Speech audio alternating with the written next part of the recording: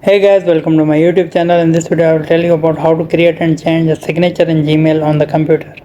Step 1. Launch a web browser and go to https://mail.google.com. Then select the settings icon at the top of the screen. It looks like a cog. Next, select see all settings. Step 2. Scroll down the screen until you find the signature section. Then click create new. Step 3. Input a name of your signature. You can have more than one signature, so this will help you to identify each one. Click create. Step 4. Now select the name of the signature you have created and enter words in the box to the right. Here you can click icons to stylize the text or add a link. Photo, quotes and formatting images count towards the character limit. Step 5. Now use the drop down boxes in the signature default section to choose the signature you want to use for your new emails.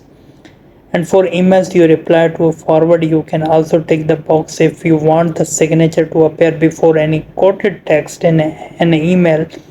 Step 6. Scroll to the bottom of the screen and click Save Changes. Hope this guide will help you. Please leave a like and subscribe this channel for more videos and guides like this. Thank you so much.